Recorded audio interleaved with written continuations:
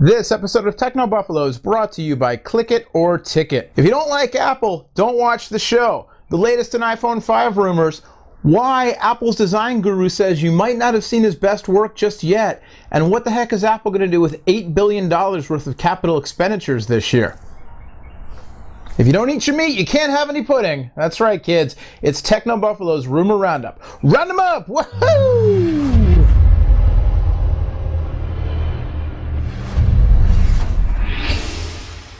Bonus points to anybody who got the Pink Floyd reference. What's going on, everybody, and welcome to the Roundup. My name is Noah Kravitz. I'm editor-at-large for TechnoBuffalo.com, and this is your Roundup of the latest and greatest technology rumors for the week ending today, Friday, May 25th, 2012. This episode of Techno Buffalo on Revision 3 is brought to you by our friends at Click It or Ticket. First off, Apple's Senior Vice President of Industrial Design, Jonathan Ive, ahead of being knighted, receiving his knighthood in Britain, told the Telegraph UK that his most important and best work, we've not seen it yet.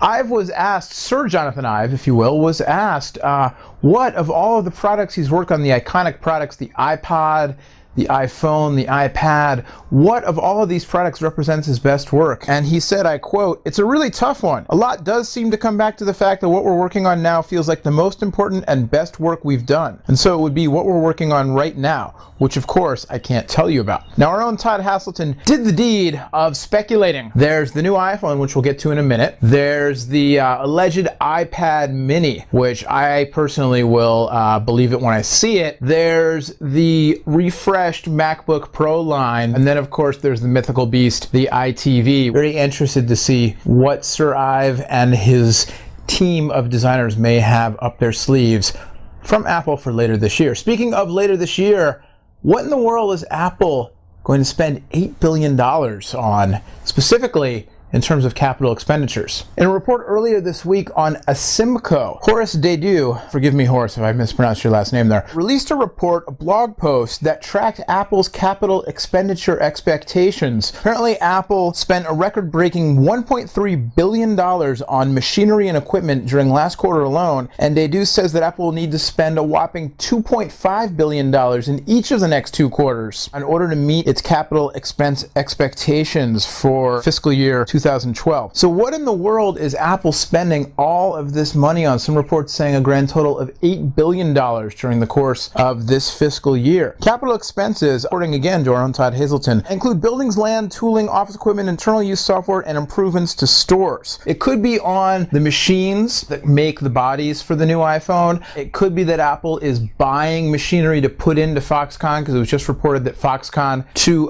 ramp up production, build new production facilities specifically for Apple products. Or it could be that Apple is getting into the factory business and they're going to go from being a technology company to an actual industrial company that produces their own industrial goods themselves instead of outsourcing them to places like Foxconn. One of the speculations has to do with liquid metal technology, which is a technology that some folks are speculating may be used in new Apple products beginning with the new iPhone that's expected to be released later this year. Of course, there is the theory that Apple is spending tons of money to ramp up production for the new iTV so that they can sell a next generation super whiz-bang loaded to the gills TV set, and you know, who knows. All right, we'll go from the abstract to the concrete, and we'll talk about the latest in iPhone rumors, including pixels, some actual specs, after this word from our sponsors. In an effort to save more lives on America's roadways, state and local law enforcement agencies are out right now. They're out in full force on the roads right now through June 3rd, 2012,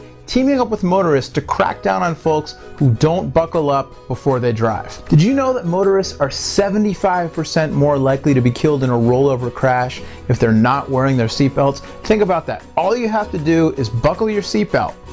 And should you get into a rollover crash, which obviously we hope you don't, but it happens. Should you get into a rollover crash, your odds go down. It's a no-brainer. It's not a big deal. The seatbelts are better than they ever have been. They're more comfortable. It doesn't even matter. Just wear them. You're not going to be uncool if you don't wear your seatbelt. You're going to be uncool if you die in a car crash. Buckle up every time you go out, day or night, whether you're going to the store to pick up milk, whether you're going to the club, whether you're going to pick up your kids or your kid's sister at school. Doesn't even matter. You're getting in your car, you're driving down to Fry's Electronics to pick up the latest in a quad-core GPL GLU 5000 Deluxe STS with cheese motherboard.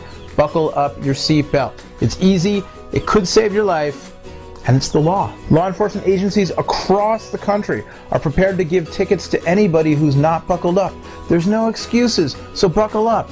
Click it or ticket. So last but certainly not least, what are N41AP and N42AP, and why should you care? They are the code names for the two iPhone prototypes that Apple is allegedly testing right now in preparation for a launch later this year, each with 3.95-inch displays. Now, if these pan out to be the real thing, if one of these is the real thing, Apple will probably just call it a 4-inch display because, you know, round up, Apple's not gonna announce a 3.95-inch display. They'll just call it 4. And apparently what they've done is they've elongated the display, so the aspect ratio is now just about 16:9. Now what Apple apparently is doing, if the reports are to be believed, is they have elongated the display so that the resolution is now 1336 by 640. And apparently iOS 6 is going to contain a new home screen layout that can allow for a 5th row of icons in, pardon my pun, the iconic grid of icons that has become the hallmark of iOS. Todd Haselton, again, it's the Todd Haselton Show, ladies and gentlemen, sourcing 9to5Mac and some other sources as well, that the overall size of the device will not change. The physical form factor of the new iPhone will stay at 1.94 inches. Instead, you'll just have less bezel. Also, some leaks, alleged photos, alleged specs kicking around about the new camera sensor, and lots of reports that Apple will be abandoning the 30-pin dock connector in favor of a new dock connector that's sized somewhere between the micro and mini USB standards. This new dock connector will debut on the new iPhone and eventually make it across the iOS line, including iPad and iPod Touch. All right, that'll do it for this week. Again, thanks to the folks at Click It or Ticket for sponsoring this week's episode. Also, thanks to Revision 3 for having us. Thanks to you for watching us. Thanks to Todd for basically writing my show for me this week with his reporting. Until next time, my name is Noah. Thank you for watching. I said that, but I mean it so much I said it again.